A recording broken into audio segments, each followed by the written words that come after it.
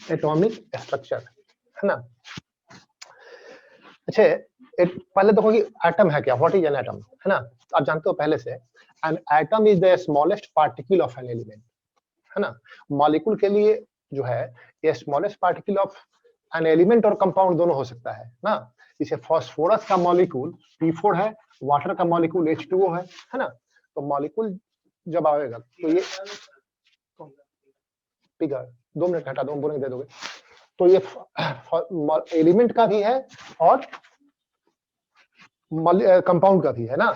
लेकिन हम बात करें एटम का, तो an atom is the smallest particle of an element which may और मे नॉट एग्जिस्ट इंडिपेंडेंटली, ठीक है ना। एटम्स जनरल का एग्जिस्टेंस इंडिपेंडेंट नहीं होता है normally. Atoms are very reactive. इसे मान लो कि ऑक्सीजन है, तो ऑक्सीजन एटॉमिक फॉर्म में स्टेबल नहीं है, ये मॉलिक्यूलर फॉर्म में स्टेबल है। तो इंडिपेंडेंट एग्जिस्टेंस इसका नहीं है एटम का, है ना। तुरंत कंबाइन कर लेगा किसी दूसरे से या मॉलिक्यूल्स बना लेगा, एटम के फॉर्म में एग्जिस्ट नहीं करेगा। हाँ, इनर्ट गैसेस एक्सेप्शन है। इनर्ट गैसेस है हीलियम, नियॉन है, हीलियम, नियॉन, आर्गन, क्रिप्टन, जेनन, रेडन, ये सब है ना। तो ये इनर्ट गैसेस है। तो इनर्ट गैसेस का एटम्स जो होता है ना वो स्टेबल होता है, ठीक है ना, एक्सेप्शन है। तो बाकी जितने एलिमेंट्स हैं उनका एटम का इंडिपेंडेंट एग्जिस्टेंस नहीं होता है, दे आर अनस्टेबल, है ना। तो an atom is the smallest particle of an element that may और मे नॉट एग्जिस्ट इंडिपेंडेंटली।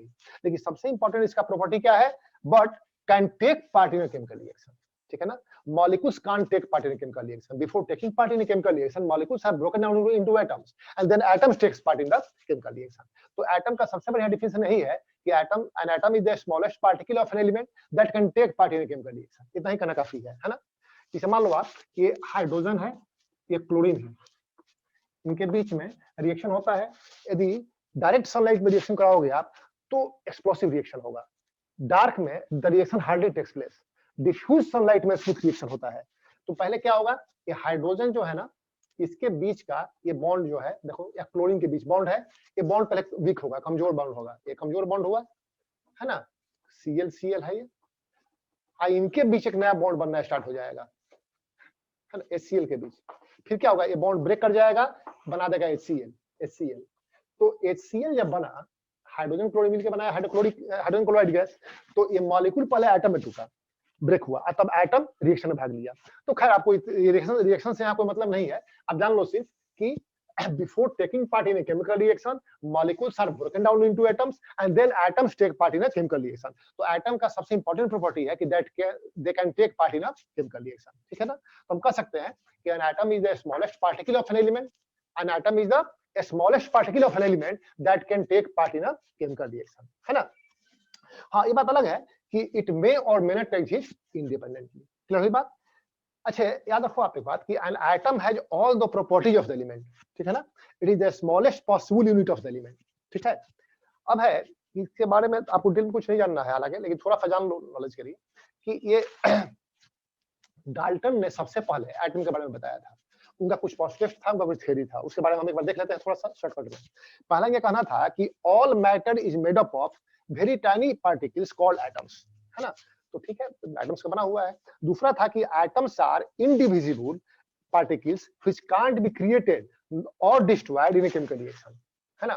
तो ये इनका थ्योरी जो था ना वो बाद में फेलियर हो गया, क्योंकि you know that atom is destructible, हम एटम इज डिविजिबल। एटम के अंदर इलेक्ट्रॉन, प्रोटॉन्स, न्यूट्रॉन्स, है ना, एंटी न्यूट्रिनो, एंटी पॉजिट्रॉन्स, बहुत सारे पार्टिकल्स होते हैं, ठीक है ना। तो ये बाद में फेलियर हो गया इनका एस्पेक्ट। अच्छा, इन्होंने और भी कहा था कि atoms of a given element are identical in mass and chemical properties, है ना, जो कि आइसोटोप्स है। तो आइसोटोप्स क्या है, तो isotopes are atoms of same element having different mass number. इसे हम कहें यदि ये हाइड्रोजन का है, ये हाइड्रोजन का आइसोटोप्स है ना, प्रोटियम, ड्यूटेरियम, ट्रिटियम, सबका एटॉमिक नंबर सेम है लेकिन मास तो डिफरेंट है, मास नंबर डिफरेंट है ना।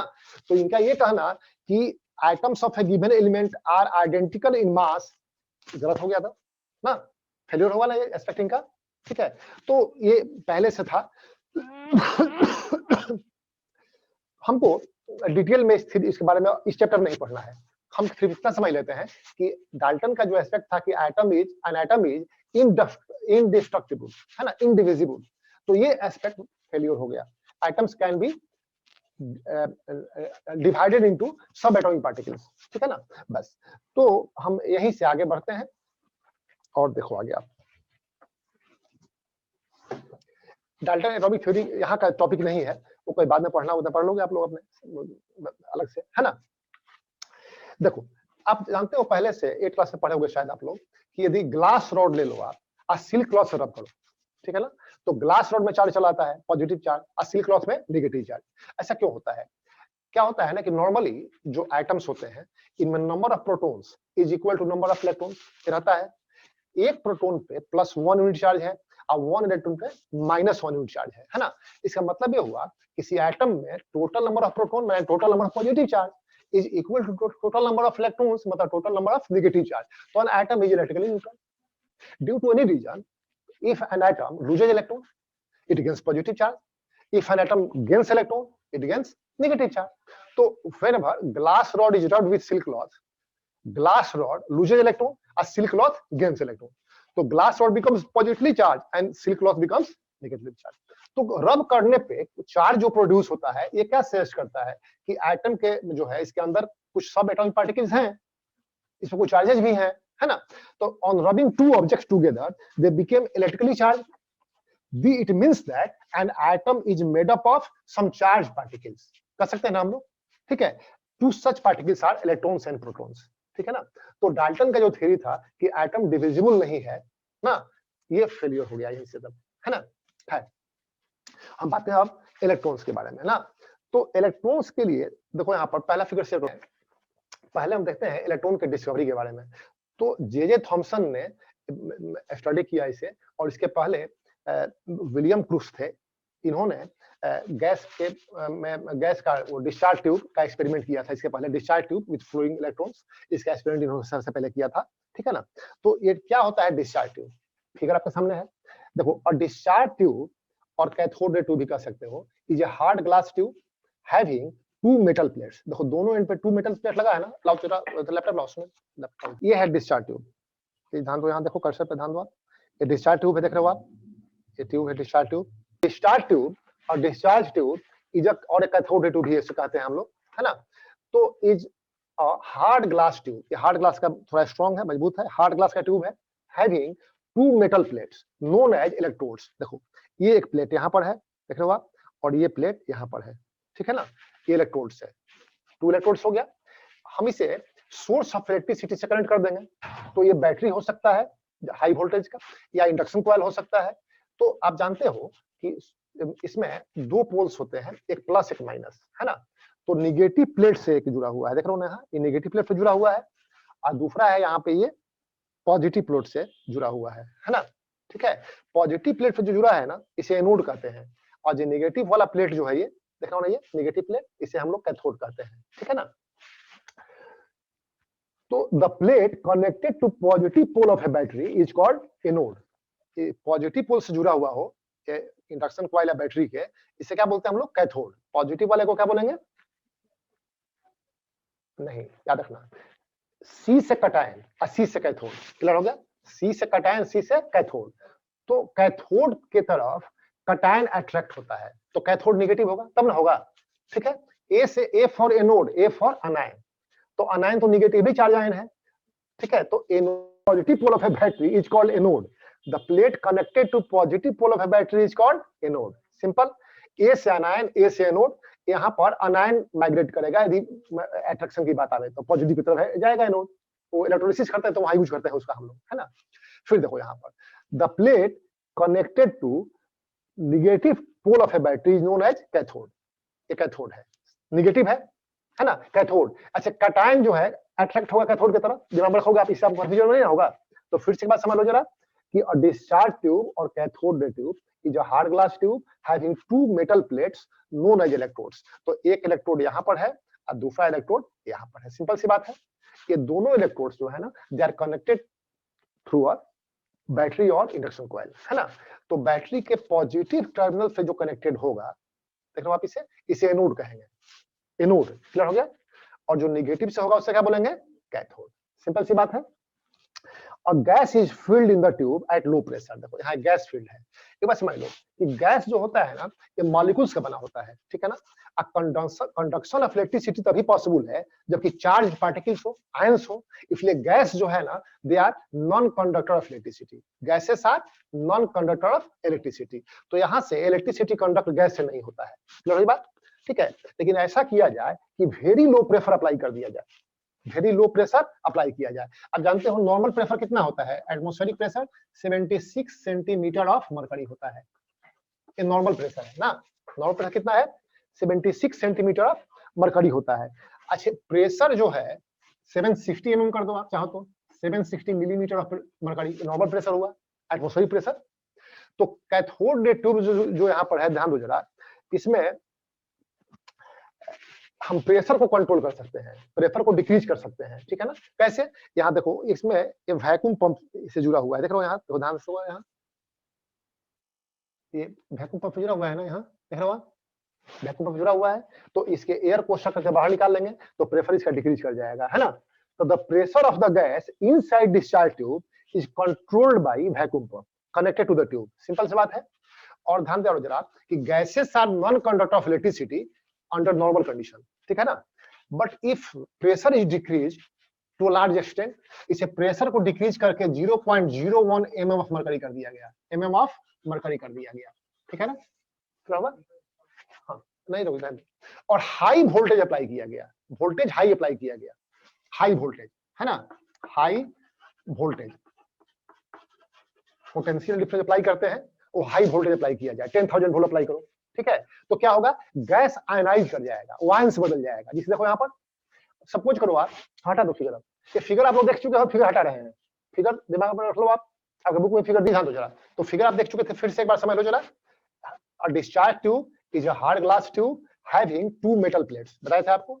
ये दोनों प्लेट्स जो होते हैं ना, ये एक प्लेट को कनेक्ट कर देते हैं बैटरी के नेगेटिव टर्मिनल से, ठीक है, उसे कैथोड कहते हैं। और the second plate was connected through positive pole of the battery, this is called anode. तो कैथोड एनोड दो इसमें हो गया। Inside the tube gas is filled, कोई गैस भरा हुआ है उसमें। Gases are non conductor of electricity. Reason ये है कि गैस जो है मॉलिक्यूल्स का बना होता है ना, तो ये चाहे एटम्स होगा, उसमें आयंस तो है नहीं। तो जहां कहीं कंडक्शन हो रहा हो गैसेस में, तो वहां पर आयंस होना चाहिए, फ्री इलेक्ट्रॉन्स होना चाहिए, तब जब चार्ज पार्टिकल होगा तो कंडक्शन होगा, सिंपल सी बात है, ठीक है। तो ये चूंकि मॉलिक्यूल्स का बना है इसलिए उसमें कोई कंडक्शन नहीं होता है, नॉन कंडक्टर है गैस। लेकिन यदि वेरी लो प्रेशर अप्लाई किया जाए, नॉर्मल प्रेशर इतना होता है एटमॉस्फेरिक प्रेशर, अब प्रेशर गैस के अंदर का इतना कम कर दिया गया, 0.01 mm मरकरी कर दिया गया, और हाई वोल्टेज अप्लाई किया गया थ्रू बैटरी और इंडक्शन कॉइल, तो गैस क्या होगा, आयनाइज कर जाएगा। इसे मान लो हीलियम इसमें है, पहले से हीलियम गैस है, तो ये क्या होगा, 2 इलेक्ट्रॉन्स लूज करेगा, 2 इलेक्ट्रॉन्स लूज कर देगा, अब बना देगा He+2 ऐसे, समझा हुआ। यदि हाइड्रोजन आपने लिया है तो ये इलेक्ट्रॉन एक लूज करेगा और बनाएगा H+1, सिंपल, ठीक है। तो गैस जो है ना आयनाइज कर जाएगा, सिंपल। जब आयंस होगा तो देखो अब क्या होगा, ये इलेक्ट्रॉन तो नेगेटिवली चार्ज है, तो ये एनोड के तरफ मूव करेगा, ये एनोड के तरफ मूव करेगा, एनोड पॉजिटिव प्लेट है, ये कैटायंस जो है ना ये कैथोड तरफ मूव करेगा, अब वो कंडक्शन होने लगेगा, अब इसमें कंडक्शन होने लगेगा, बस समझ गए आप इसे, ठीक है। तो gases are non conductor of electricity but at a very low pressure and, hello, gases are non-conductor of electricity but at very low pressure and high voltage they ionize and become good conductor, simple। तो effect है कि समझ गए आप इसे। हम आते हैं अब आपका जो जे थॉमसन का है, तो इलेक्ट्रॉन के बारे में सबसे पहले जे थॉमसन ने बताया था आपको, the existence of electrons in an atom was first shown by J.J. Thomson in 1879 by cathode ray experiment। इस एक्सपेरिमेंट में इन्होंने क्या किया, जो फिगर आप देख चुके पहले, सेम फिगर है, he passed an electric current of high voltage through a discharge tube containing a gas at very low pressure, ठीक है। डिस्चार्ज ट्यूब के अंदर गैस था at a very low pressure, बता चुके हैं 0.01 mm ऑफ मरकरी, और हाई वोल्टेज वहां अप्लाई किया गया, ठीक है ना। देखा क्या क्या कि the gas became good conductor of electricity, the gas became good conductor and electricity started flowing through the gas, है ना, in the tube। the wall of the discharge tube opposite to the cathode started glowing with a greenish light. इसे fluorescence कहते हैं, क्या बोलते हैं? Fluorescence कहते हैं, ठीक है, due to bombardment of walls by the rays emitted from the cathode. Simple. तो इस एक्सपेरिमेंट में इन्होंने क्या किया था, हम आते हैं फिर ध्यान दो, देखो यहाँ। तो एक्सपेरिमेंट में क्या किया गया कि कैथोड रे एक्सपेरिमेंट था इनका, ये सेम था जो पहले आप इसके पहले देखे थे, विलियम कुश का जो था एक्सपेरिमेंट, सेम एक्सपेरिमेंट है। इसमें क्या किया गया, देखो जरा, ये हार्ड ग्लास का बना हुआ ट्यूब है, ठीक है, ट्यूब है, यहाँ पर दो प्लेट्स लगे हुए हैं, एक प्लेट को निगेटिव पोल टर्मिनल से कनेक्ट कर दिया गया है और दूसरे को पॉजिटिव टर्मिनल से कनेक्ट कर दिया गया है ना। ये एनोड हुआ और ये कैथोड। सिंपल। इसके अंदर में गैस भरा हुआ है, ठीक है, और हाई पोटेंशियल डिफरेंस सप्लाई किया गया। तो हाई पोटेंशियल डिफरेंस सप्लाई करने पर भी गैस नॉन कंडक्टर ही रहेगा, उससे इलेक्ट्रिसिटी कंडक्ट नहीं होगा, लेकिन प्रेशर को रिड्यूस किया गया। वैक्यूम पंप यहाँ पर है ना, तो यह तो शक किया गया, प्रेशर रिड्यूस किया गया। जब देखा इन्होंने कि प्रेशर काफी डिक्रीज हो गया, 0.01 mm ऑफ मरकरी हो गया, 0.01 मिलीमीटर ऑफ मरकरी हो गया प्रेशर, ठीक है, तो देखा इन्होंने क्या कि the gas became good conductor and electricity started flowing through the gas in the tube, है ना। और the wall of the tube, discharge tube opposite to the cathode, देखो ये कैथोड है, ये कैथोड है, निगेटिव वाला कैथोड है ना, तो इसका अपोजिट वाला जो वॉल है ना, अपोजिट वॉल फ्लोरोसेंस कहते हैं ना, तो इसमें फ्लोरोसेंस प्रोड्यूस होता है, ठीक है। और what is cause of the fluorescence? Cause ये है कि कैथोड से कुछ रेज का एमिशन हो रहा है जो कि बम्बार्ड कर रहा है अपोजिट वॉल को, और उसमें ग्लो प्रोड्यूस हो रहा है। सिंपल, क्लियर हो गया? कोई डाउट नहीं है इसमें, ठीक है। These rays were called cathode rays as they were originated from the cathode. ये कहां से ओरिजिनेट हुआ था? जो कैथोड की तरफ से आया था, इसलिए इसका नाम पड़ा कैथोड रेज, नाम पड़ा। सिंपल सी बात है। Cathode rays are made up of negatively charge particle called electrons, ठीक है। इस तरह से इलेक्ट्रॉन का डिस्कवरी हुआ। सिंपल, समझिए सर। अब इसका कुछ प्रॉपर्टीज है, इसे हम देखते हैं ना। पहली बात तो ये है कि कैथोड, पहला प्रॉपर्टी ये है, cathode rays travel in straight lines. Cathode rays travel in a straight line from cathode to anode. Simple. They cast shadow of the opaque object placed in their path. देखो, यदि cathode ray के path में कुछ opaque object रखा जाए तो cathode वहां से पास नहीं करेगा, तो अपोजिट जो स्क्रीन या वॉल होगा वहां शैडो बनेगा ना, तो शैडो का बनना ये प्रूफ करता है कि दे travel in straight line. Simple. तो कैथोड, पहला प्रॉपर्टी ये है कि cathode rays travel in straight lines from cathode towards anode, ठीक है, और ट्रेवल करता है। देखो, कैथोड के अपोजिट वाले वॉल को स्ट्राइक किया, वहां ग्रीनिश ग्लू प्रोड्यूस हुआ था, याद है आपको, है ना। तो पहला प्रॉपर्टी ये हुआ कि cathode rays travel in straight lines from cathode to anode, straight line travel करता है। ये बात इससे भी प्रूफ होता है कि कोई ओपेक ऑब्जेक्ट बीच में रखा जाए तो उसका शैडो बनेगा। सिंपल। दूसरी बात है कि they deflect by magnetic and electric field towards positively charge field. Magnetic field में भी इसका डिफ्लेक्शन होता है। आप इलेक्ट्रोमैग्नेटिज्म पढ़ोगे क्लास 10 में, तो आपको बताया जाएगा कि मैग्नेटिक फील्ड में कैसे डिफ्लेक्शन होगा इसका, लेकिन इलेक्ट्रिक फील्ड में भी डिफ्लेक्शन होगा। तो इलेक्ट्रिक फील्ड में डिफ्लेक्ट हो रहा है, मतलब ये चार्ज पार्टिकल कैथोड रेज है, ठीक है, मूव कर रहा है, और यहाँ पर पॉजिटिव, देखो यहाँ पर पॉजिटिव प्लेट, नेगेटिव प्लेट ऊपर में है, अब नीचे में क्या है, पॉजिटिव प्लेट है। तो ये कैथोड रे का डिफ्लेक्शन हो रहा है टुवर्ड्स पॉजिटिव प्लेट, है ना। इसका मतलब ये हुआ कि cathode rays consist of negatively charge particles, ठीक है, opposite charges attract each other. तो यदि ये नेगेटिव पार्टिकल्स का बना होगा तब पॉजिटिव प्लेट की तरफ अट्रैक्ट होगा, ठीक है ना, क्या हुआ। तो they are deflected by magnetic and electric field towards positively charge plate. This shows that cathode rays have negative charge. Simple, this shows that cathode rays have negative charge. तो दो प्रॉपर्टियां मैं समझा, cathode rays travel in a straight line, और दूसरी बात cathode rays consist of negatively charge particles. Simple, ठीक है। तो अच्छा, तो अब कुछ और ही प्रॉपर्टीज इसका है, देखते हैं जरा हम लोग। They consist of material particles which have kinetic energy as a pin wheel placed in their path rotate. देखो, यदि सपोज करो आप कि काइनेटिक एनर्जी पढ़े हो ना, काइनेटिक एनर्जी क्या होता है पढ़े हो आप? काइनेटिक एनर्जी, किसी बॉडी में काइनेटिक एनर्जी है तो कितना होता है, half mv square, half mv² ना। तो किसी बॉडी का मास 0 हो तो उसमें काइनेटिक एनर्जी नहीं होगा, नहीं ना होगा। किसी बॉडी का मास 0 हो तो उसमें काइनेटिक एनर्जी नहीं हो पाएगा, सीधी सी बात है ना।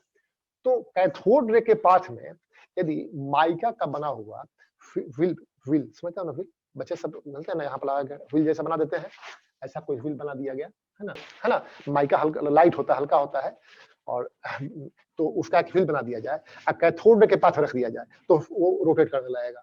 इसका मतलब है कि ये इसमें काइनेटिक एनर्जी है, और काइनेटिक एनर्जी इसमें है, मतलब ये मटेरियल पार्टिकल का बना हुआ है, ऐसे पार्टिकल का बना हुआ है जिससे मास है, सिंपल।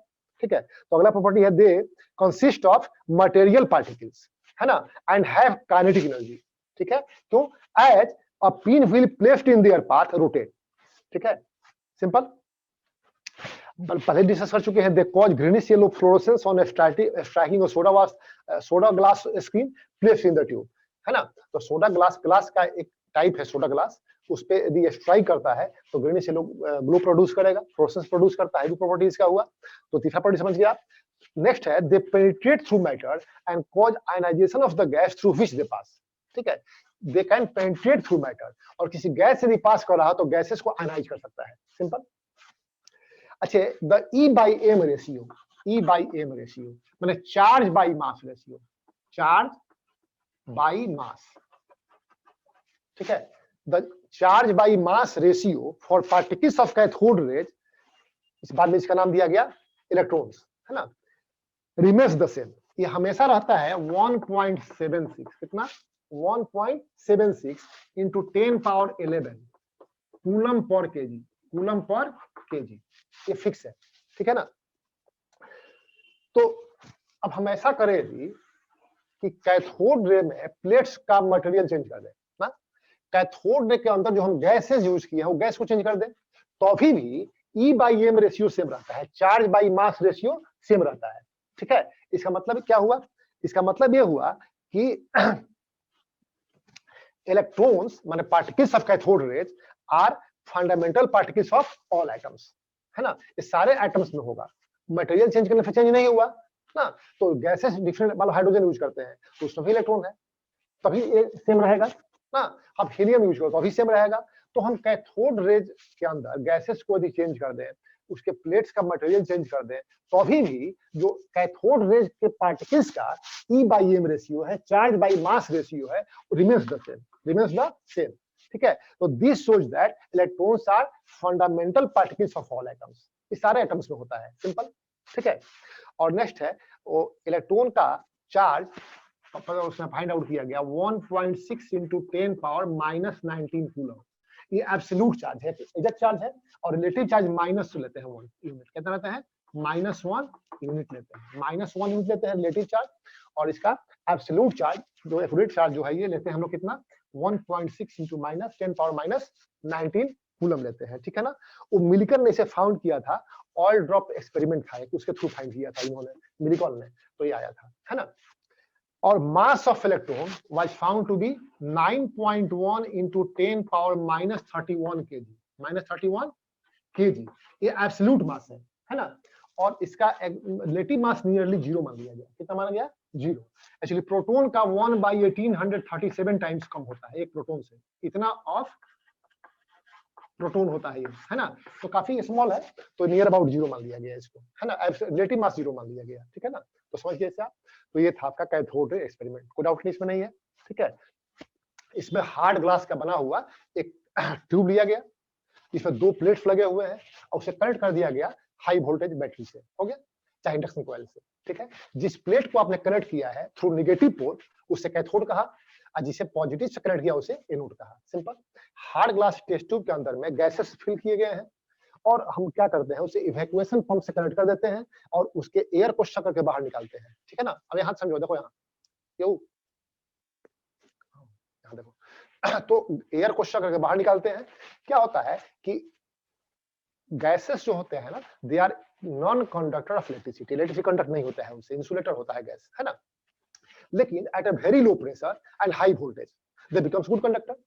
तो जब प्रेशर को डिक्रीज करते करते हम 0.01 mm ऑफ मरकरी ला देते हैं, नॉर्मल प्रेशर होता है 760 mm ऑफ मरकरी, यहाँ प्रेफर डिक्रीज किया गया 0.01 mm ऑफ मरकरी और वेरी हाई वोल्टेज अप्लाई किया गया तो क्या होगा, गैसेस बिकम्स गैसेस आयनाइजेस, है ना, दे स्टार्ट कंडक्टिंग इलेक्ट्रिसिटी, अब इलेक्ट्रिसिटी कंडक्ट होने लगा। ठीक है, तो देखा क्या गया कि कैथोड के तरफ से कुछ रेज एमिट हुआ, कैथोड के तरफ से कुछ रेज एमिट होता है और एनोड के अपोजिट वॉल को स्ट्राइक करता है ना, और उसमें ग्रीनिश ग्लो प्रोड्यूस होता है, इसे फ्लोरेसेंस कहते हैं, है ना। ये कैथोड रे था। कैथोड रेज का नाम क्यों पड़ा, because they were originated from cathode, क्योंकि कैथोड से ओरिजिनेट हुआ इसलिए नाम पड़ा इसका कैथोड रेज। सिंपल, शैडो बन जाता है ना। ठीक ऐसे ही कैथोड रेज के पाथ में कोई ओपेक ऑब्जेक्ट रखा जाए तो उसका शैडो बनेगा पीछे स्क्रीन पे, है ना। This proves that they travel in straight line path. तो cathode rays travel in straight line path, पहला प्रॉपर्टी है, आपको दिमाग में रहेगा।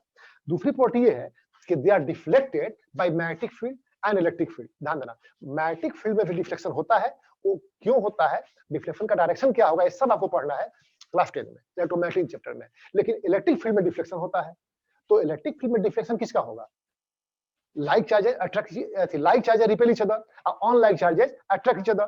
तो यदि रिपल कुछ अट्रैक्शन हो रहा है तो हम ये समझ सकते हैं कि कुछ चार्ज पार्टिकल का बना हुआ है।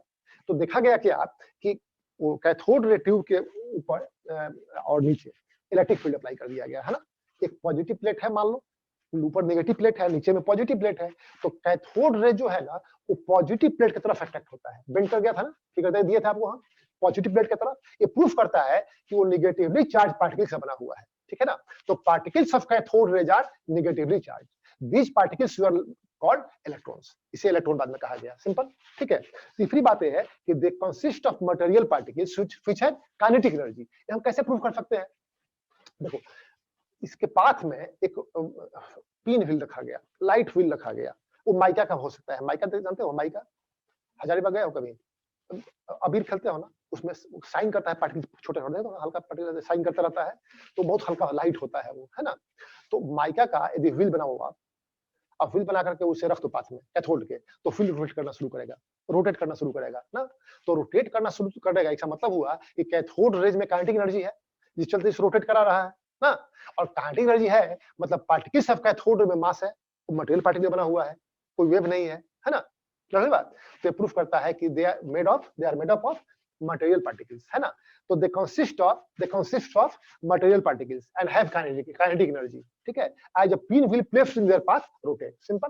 और नेक्स्ट है they penetrate through matter and cause ionization in the gas through which they travel, है ना।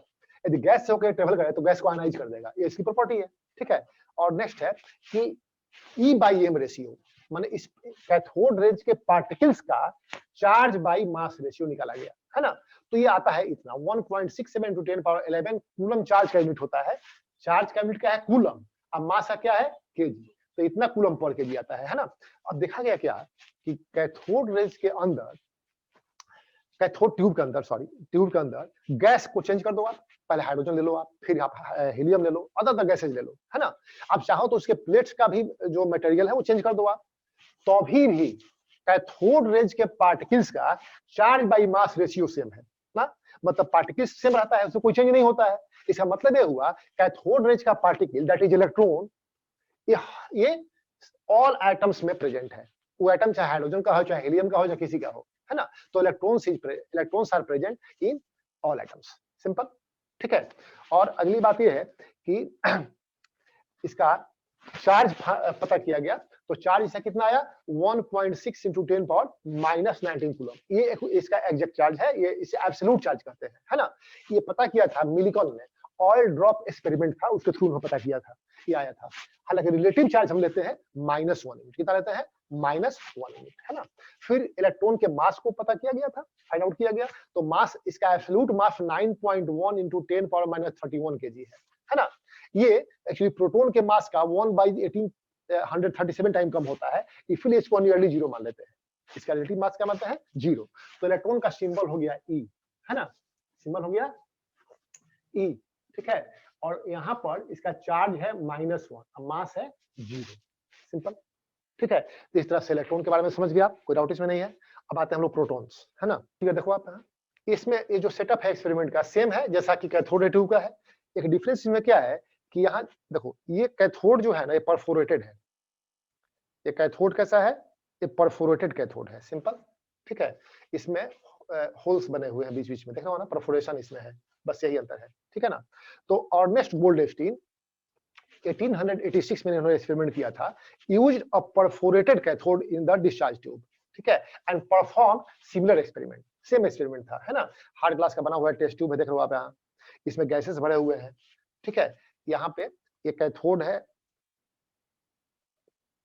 परफोरेटेड सिर्फ है, डिफरेंस है, परफोरेटेड है ना, इधर एनोड है, क्लियर हो गया। लो प्रेशर किया गया, या प्रेशर लो करने के लिए इवैक्यूएशन पंप लगा हुआ है, ऊपर में दिखा शो नहीं किया गया है, लो प्रेशर यूज किया गया है ना। तो अगेन इसमें डिस्चार्ज होगा, तो इलेक्ट्रिसिटी कंडक्ट होगा, है ना। तो देखो जरा, तो Ernest Goldstein used a perforated cathode in the discharge tube and perform similar experiment, है ना। परफोरेटेड कैथोड क्यों यूज किया इन्होंने, वही पहले कैथोड परफोरेटेड नहीं था, अब परफोरेटेड कैथोड यूज किया गया। इसका रीजन ये है, देखो, कि यदि एनोड के तरफ से कोई रे निकले यदि, तो परफोरेशन से होकर पास कर सके, ठीक है, और अपोजिट वाल को यदि स्ट्राइक करेगा तो हमको पहचान में आएगा कि एनोड से भी कोई रे आ रहा है ना। तो porous cathode is used to provide the path for passing rays emitted from anode, ठीक है। If any rays are emitted from anode, है ना, that should pass through cathode, तो इसके लिए इसको परफोरेटेड कर दिया गया, सिंपल सी बात है, ठीक है। और इन्होंने देखा क्या कि another set of rays were emitted from the anode and moved toward the cathode, ठीक है। देखा इन्होंने क्या कि दूसरा एक सेट है रेज का जो एमिट होता है फ्रॉम एनोड, ऐसे निकलता है और पास करता है through cathode, moves toward cathode, ठीक है ना।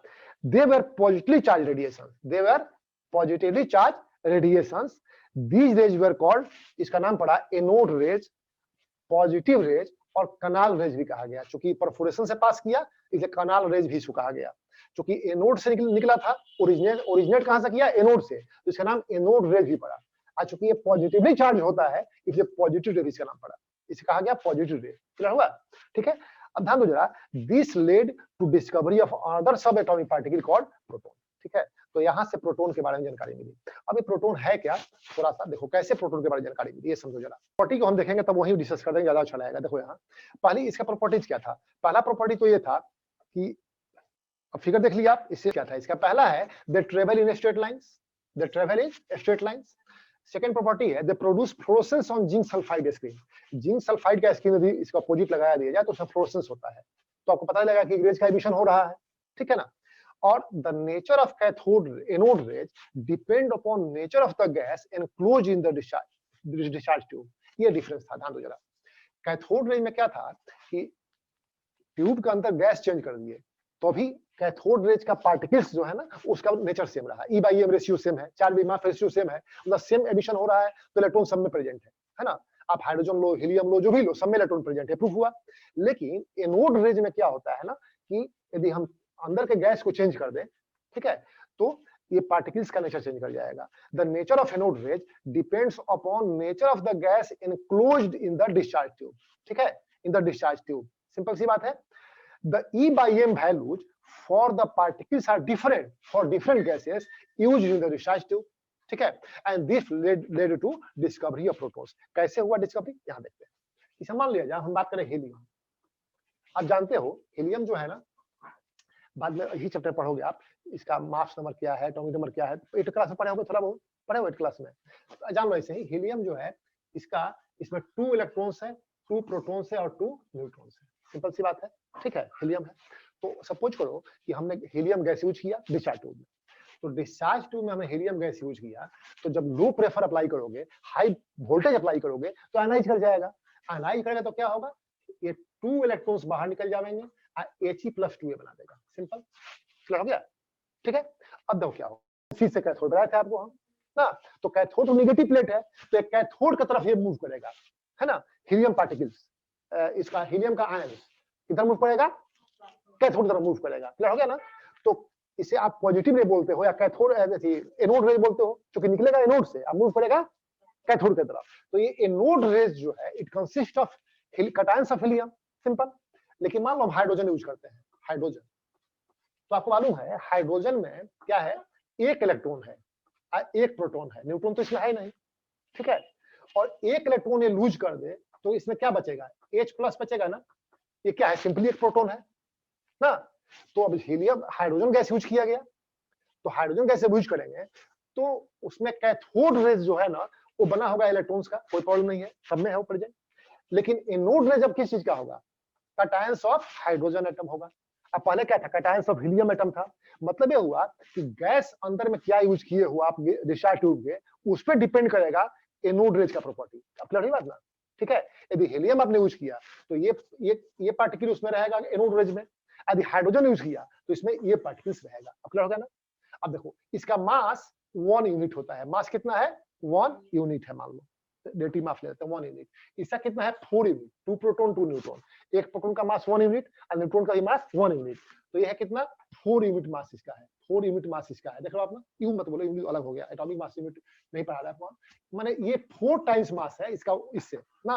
अच्छा चार्ज देखो, यहाँ चार्ज है 2 यूनिट और यहाँ चार्ज क्या है? 1 यूनिट है। मतलब ये हुआ कि जब गैस हम चेंज करेंगे तो particles of anode rays change हो जाएगा और उसका charge by mass ratio, E by M ratio भी चेंज हो जाएगा ना। गैस पर डिफरेंट डिफरेंट होगा। तो बात समझ के फैक्ट आप। अगला पॉइंट ये था कि the nature of anode rays depends upon nature of the gas enclosed in the discharge tube, है ना। यदि हम हीलियम गैस यूज करेंगे तो पार्टिकल्स ये प्रेजेंट होगा, हाइड्रोजन यूज करेंगे तो ये प्रेजेंट होगा, कोई और गैस यूज करेंगे तो उसका कैटायंस होगा ना। इसका मतलब यह हुआ कि डिस्चार्ज ट्यूब के अंदर गैस को यदि हम चेंज कर दें तो nature of anode rays change कर जाएगा। सिंपल सी बात है, क्लियर हुई बात? कोई डाउट इसमें नहीं है? बोलो, कोई डाउट है? तो anode rays do not originate from, याद रखो एक बात, एनोड रेज ऐसा हमको लग रहा था कि एनोड से निकल रहा है, नाम पड़ा एनोड रेज। तो anode rays do not originate from anode, याद रहेगा, they do not originate from anode, they are form from the ionized gases. Sharing stop हो गया ना? तो anode rays do not originate from anode, they are, anode rays do not originate from anode, they are formed from the ionized gaseous atoms in between the electrodes। हमने electrodes के बीच helium gas मान लो लिया तो ionise किया और उसका जो cation है ना ये पार्टिकल से एनोड रेज का He+2। हमने हाइड्रोजन गैस लिया तो आयनाइज करेगा। कैथोड में तो इलेक्ट्रॉन यहाँ भी रहेगा यहाँ भी रहेगा, लेकिन एनोड रेज में अब क्या रहेगा? कैटायंस ऑफ हाइड्रोजन रहेगा, H+ रहेगा आयन। नहीं बात? ठीक है। तो एक्चुअली क्या होता है कि electrons are removed from the gaseous atom. देखो वहां से इलेक्ट्रॉन्स आर एनालाइज जब करेगा तो इलेक्ट्रॉन रिमूव हो जाएगा। Electrons are removed from the gaseous atom and the rest part of the atom contains positively charge particle which actually flows towards the negatively charge cathode. ठीक है, तो cathode की तरफ मूव क्या किया? एनोड रे। आपने कहा एनोड रे किस चीज का बना हुआ है? जो हमने गैस यूज किया इसका एक कैटायन है। सिंपल, क्लियर हुआ? Unlike cathode rays, these positively charged particles depend upon nature of the gas present in the discharge tube, cathode tube, है ना। हम जो भी गैस लेंगे उसके नेचर पर डिपेंड करेगा कि पार्टिकल्स ऑफ एनोड रेज कैसा होगा। कोई डाउट है इससे? बोलो, नहीं ना? बोलो। तो ध्यान दो जरा, the smallest and lightest positive ion was obtained from hydrogen atom. Hydrogen atom का जो कैटायन मिला वो सबसे लाइट था, लाइटेस्ट था ना। तो the lightest and the smallest and lightest positive ion was obtained from hydrogen and was named as proton by Rutherford। Simple, clear हो गया? तो इसमें जो डिफरेंट गैसेस हम यूज किए थे तो इसमें हाइड्रोजन का जो पार्टिकल मिला H+, ये लाइटेस्ट था, ये स्मॉलेस्ट था। ठीक है, 1 यूनिट चार्ज इसमें है। इसको रदरफोर्ड ने नाम दिया प्रोटॉन। सिंपल, यहाँ से प्रोटॉन का डिस्कवरी हुआ। समझ में आ गया बात? क्लियर हुआ? ठीक है। और proton possesses unit positive charge, इसका मैग्नीट्यूड होता है देखो इतना 1.62 602 का एग्जैक्ट होगा तो 602 into 10 पावर -19 कूलम, ये इसका एग्जैक्ट चार्ज है ना। और इसको +1 यूनिट इसका रिलेटिव चार्ज बोलते हैं। रिलेटिव चार्ज क्या बोलते हैं? +1 यूनिट। तो इलेक्ट्रॉन के चार्ज के इक्वल है, उसे माइनस कहा गया, इसे प्लस कहा गया। माइनस प्लस का मतलब ये हुआ, सिंपल समझ लो कि इलेक्ट्रॉन मूव करता है जिस डायरेक्शन में, प्रोटॉन उसका अपोजिट डायरेक्शन मूव करता है, तो इसको दिखाने के लिए को प्लस कहा गया, को माइनस कहा गया, बात खत्म हो गई। ठीक है, तो proton possesses unit positive charge of magnitude 1.602 into 10 power -19 coulomb. The mass of proton is nearly equal to mass of the hydrogen atom ये पाया गया 1.672 इंटू 10 पावर माइनस 24 ग्राम या 27 केजी, माइनस 24 ग्राम करो या माइनस 27 केजी कर सकते हो आप। और रिलेटिव मास इसका 1 माना गया, कितना माना गया 1 यूनिट रिलेटिव मास मान लिया गया है ना। और एक्यूरेट मास इसका है 1.67 10 पावर माइनस 24 ग्राम और 10 पावर माइनस 27 केजी। सिंपल, आपको बुक में लिस्ट दिया हुआ है। तो इस तरह से प्रोटॉन का डिस्कवरी हुआ। ये समझ गए दोनों, कोई डाउट इसमें नहीं है आपको? चलो, ये दो टॉपिक जो था ना, एक्सपेरिमेंट था, बहुत इंटरेस्टिंग टॉपिक नहीं था ये। हम लोग इसके बाद जो पढ़ेंगे वो ज्यादा बेटर है। इसे